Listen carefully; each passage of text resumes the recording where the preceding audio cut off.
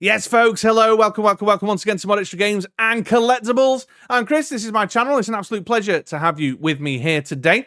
And this video that you're clapping eyes on right now, I'm going to talk about the G.I. Joe Classified Series reveals that we got at the Pulsecon 2024 event, which at time of recording took place yesterday, Friday the 13th of September, but it might take me a day or two to get it edited and out. You never know. Might get lucky. It's the weekend. Maybe the kids will leave me alone and I can get this edited and posted. But specifically, I want to focus today on the pre-orders that became available and the digital renders that we kind of sort of got as part of the Pulsecon event. So I'm just focusing on the figures, just focusing on the product today. I do have some thoughts about the stream experience overall and the Pulsecon experience overall, but I'm going to lay that down as a separate video, I think, because I've got some thoughts, folks, that I want to talk about. So it's just about the product, just about the figures themselves today. So let's get into it. I'm going to share some thoughts, give you some commentary, let you know whether I think they're pre-orders for me or not. And then, as always, because I value you, my dear MoDXtra Games and Collectibles viewing community, I invite you to the comments down below and let me know your thoughts as well. I'd love to hear from you. All right, well, let's get into it. Let's take them one at a time. All right then, folks. Well, first up we have Leatherneck, or first up that I'm covering now. You'll forgive me for skipping Starduster. That was actually the first figure they showed us. But Starduster, we knew he was the convention exclusive. We'd already had a good look at the figure at San Diego Comic-Con. If you're interested in my thoughts on Starduster, then you can jump back through my channel and take a look at the coverage I did around San Diego Comic-Con time. I did a live stream with my man Connor from Fuller's Figures as well, and we talked about Starduster there. So I'm going to skip that because I'll just be doing super duper repeaty myself, and I'm going to jump straight to Leatherneck, who should be rotating around in a lovely little looping gallery to the side of me here right now.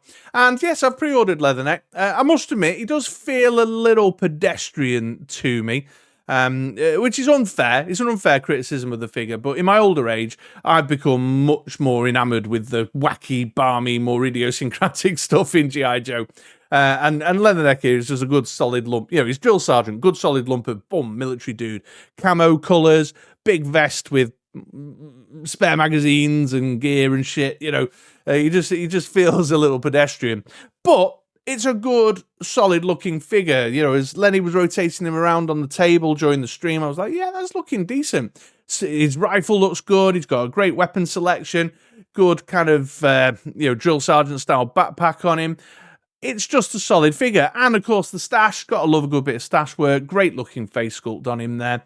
He's a classic, you know, iconic G.I. Joe character for sure. You can't not have a Leatherneck in your collection. I don't know. Sometimes when I do displays, and I've leaned really heavily into the kind of good guy G.I. Joe side of the collection, gone kind of core military dudes, it's not as exciting to look at, you know, than when I get the Dreadnoks out or the Cobras or some of the balmier G.I. Joes, you know what I mean? Which is totally a me thing. That's I think a lot of folks I've seen out and about. I know a lot of folks are happy to see Leatherneck in the line. He's also leaning super heavily into the nostalgia there with his look and feel, while updated in the sense of a classified update is very much a nostalgia figure. You know, all told. There's quite a lot of reuse in there as well, I think, isn't there? Whose are those pants? Is that Snowjob's trousers? Repaint there. Not that particularly bothers me, but yeah, I've pre-ordered him. Good solid lump of military sergeant dude. I'm just like, you know, I like a good splash of colour, me. I'm a weirdo. I collect a military line and I like to buy all the ones that have got, you know, pink and red and stuff on them. Maybe it's me, maybe there's something wrong with me. But certainly the Shooting the Galaxy promo photos there, I think really sell it. And I love things like he's got his shooting glasses and that, and it's, yeah, there's a lot to like.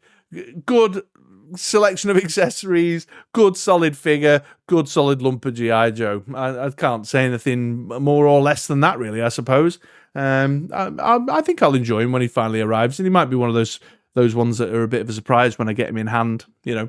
So there you go. But of course, again, I'll reiterate, let me know what your thoughts are in the comments down below.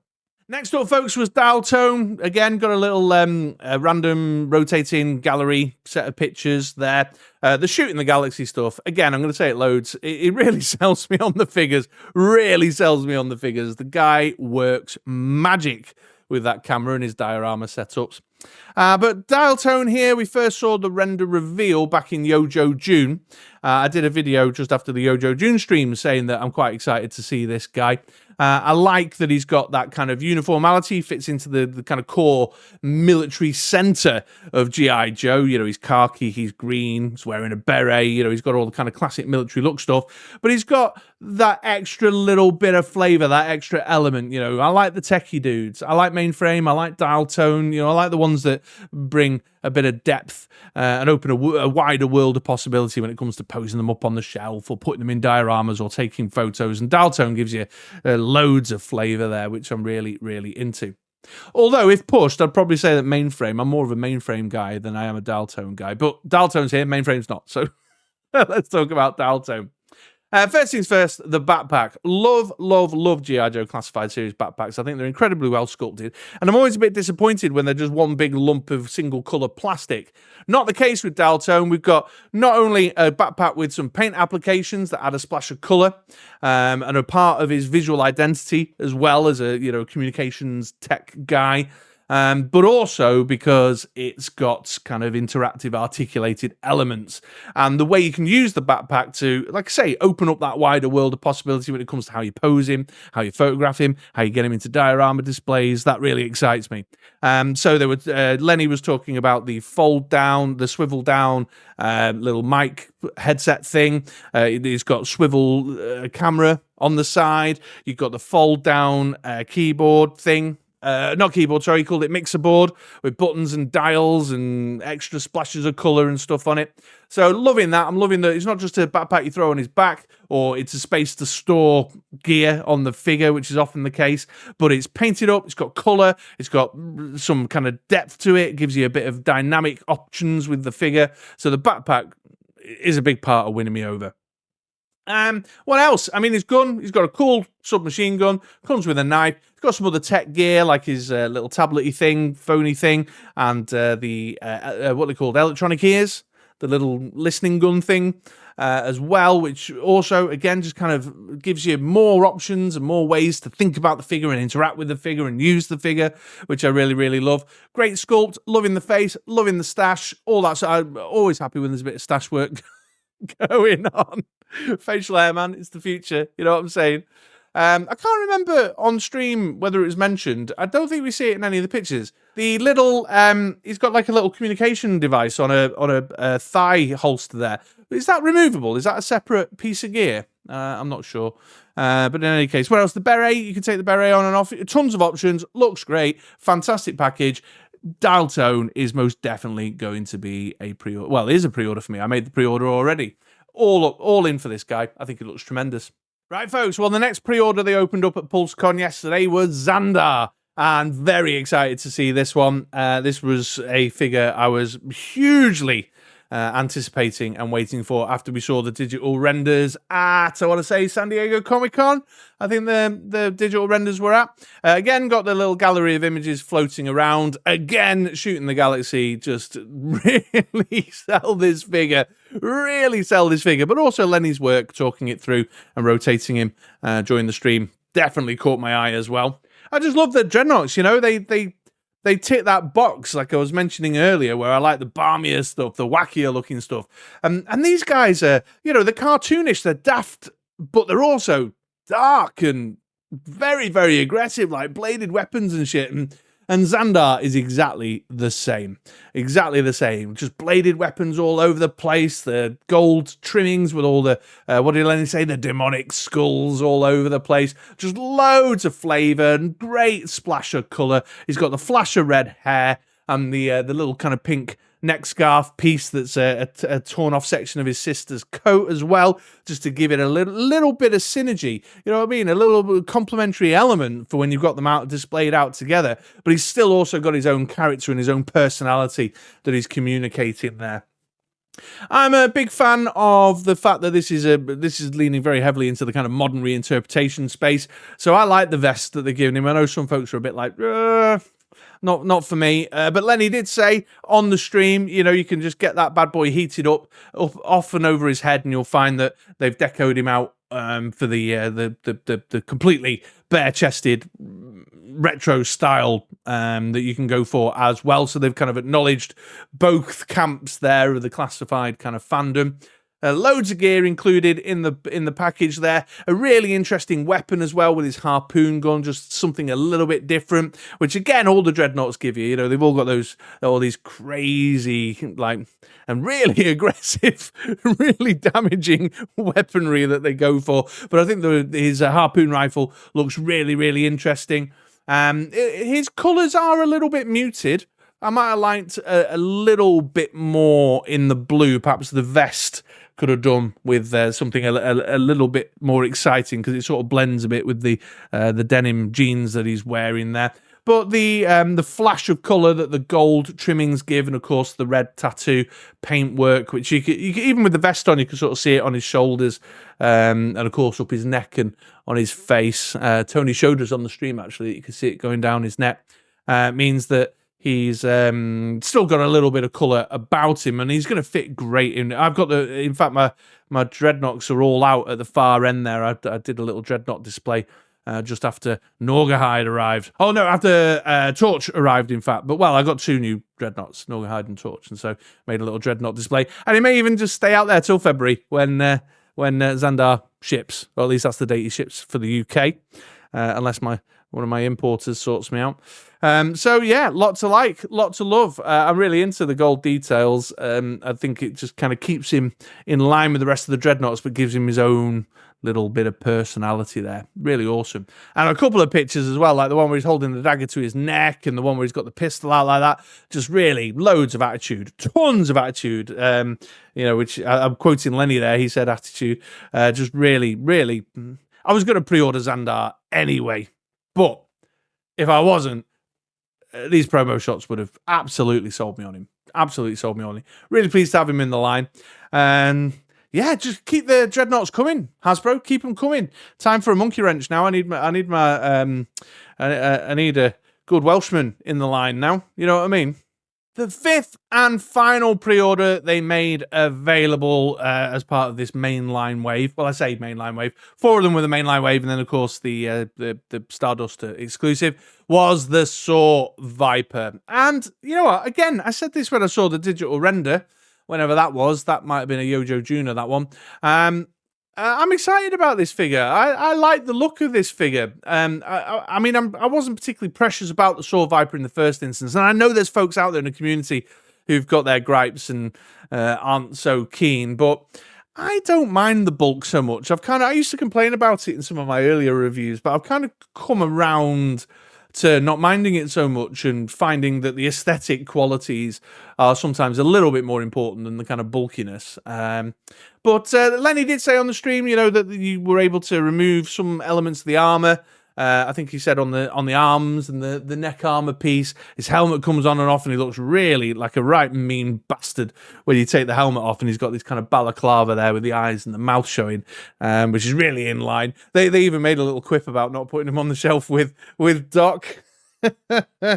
Nor should you put him out with a quick kick. And who else was it that you got into it with in Trussell Bismir in that famous storyline? Anyway, but yeah, he looks really badass. There's a picture of him holding like the hand chainsaw thing, and got his helmet in his hand, and he's got that balaclava on. Just looks like mean, nasty, you know, Cobra dude there. Mean Viper with a really horrible specialism. Just, if he don't fuck you up with his hands, you know, with his massive machine gun, he's gonna mess you up with his chainsaw, or his what did Dan Larson say on the stream, the motorized bayonet. But a lot to offer, you know. It's a figure with a lot to offer in that respect. He's got you know, a great selection of accessories. His weaponry selection and all that just looks and feels nice and unique. His pistol's a fun-looking pistol as well. That caught my eye. But he's got the backpack. You can remove the the hand saw thing, you know, so we can do your turkey at Thanksgiving and Christmas and what have you. Without seeing the kind of implementation of the removable pieces, like the arm, the shoulder armor and the neck armor and that, I've still gone in on the pre-order without seeing those. Sometimes they get it really right in classified, sometimes they don't. I'm willing to take the risk on that.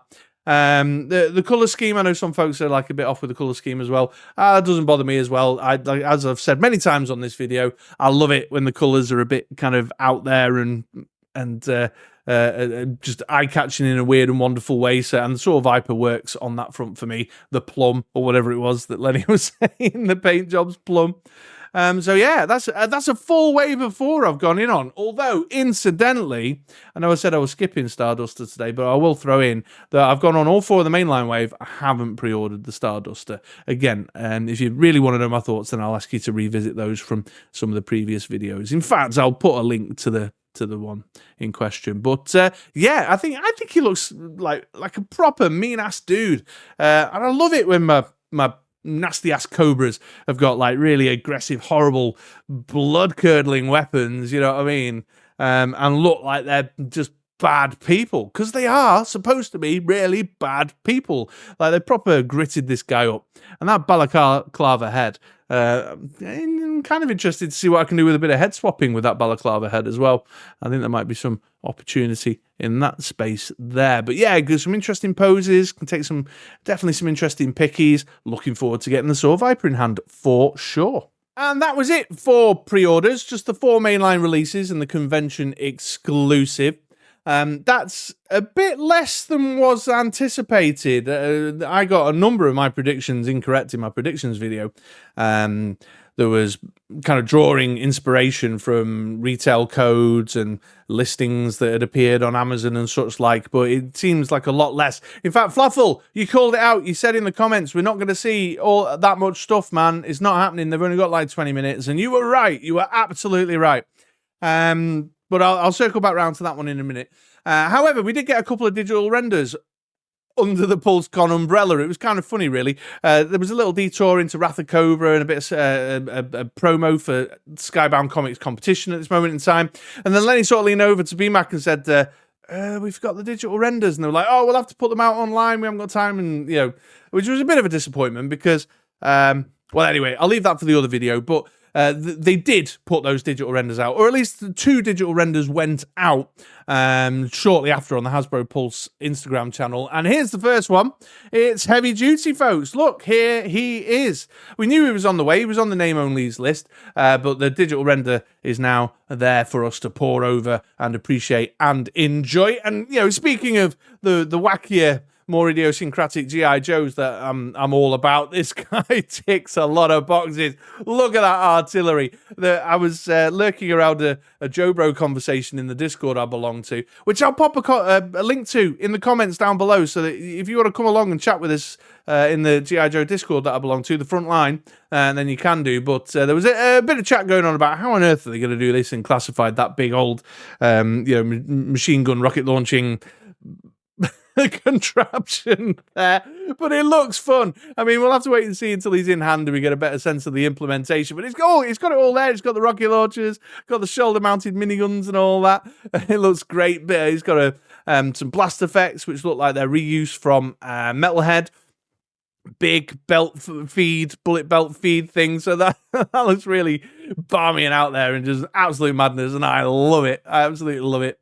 Head swaps look good. He's got a lot of personality and character about the figure itself as well. The splash of colour from the baseball cap one with the big golden bull chain, and then the little yellowy accents in the camo on his pants make him quite eye-catching. You know, I've already said this video, I like a splash of colour just to give them some shelf presence there. Lots of value crammed in there, which it should be, because he's going to be at the higher, the higher price tag, isn't he? The $35 rather than the $25, so there ought to be. But like a little communicator thing, got his headphones there. Loaded up with a couple of daggers too if people get too close. Possibly could have done with a handgun or some bit of small arms maybe, but you know, whatever. He's just got a get the daggers out. But yeah, I think this one looks really interesting. I can't wait to see what it looks like in hand. But that wasn't the only digital render we got. We also got a Law and Order, which I know many people have been waiting for. A highly anticipated character in the line. I myself, you know, I'm a G.I. Joe the movie guy, unashamedly. Unironically, love the film, and so really glad to see another one of the Rawhides coming to the line. Now we're getting ever closer to completing that set, but again, it's going to be at the higher price tag, so they've had to cram loads of value in. Order's face, his head looks funny on the digital render, on the head that's on the body. It looks like someone's had a bit of a Photoshop accident there. I don't know. It like looks a bit oddly proportioned on the on one of the sides there. However, fundamentally, I think it's going to be all right, and the head swap seems to look proportionally okay, so I think maybe it is just a Photoshop error there. But we know they do the pets, certainly the canines, really, really well in G.I. Joe. They're well articulated, they're interesting, they give us a head swap. I love that they've got like a tactical helmet as well, mask thing for Order 2, which is really wonderful. All the Canine Command hand gestures as well, like we saw with Mutton Junkyard in the mix too. And then the kind of standard sort of military police kind of coppery style gear, like the handcuffs, the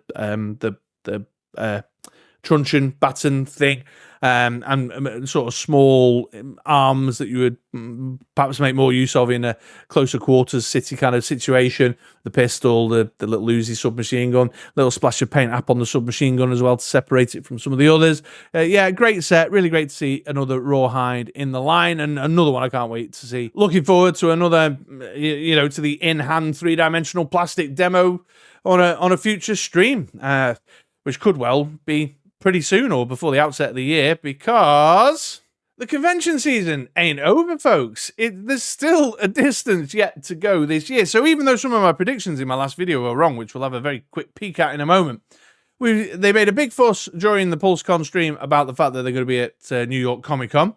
There's 10/27, another virtual event that they tend to do in the winter time. I can't remember exactly when.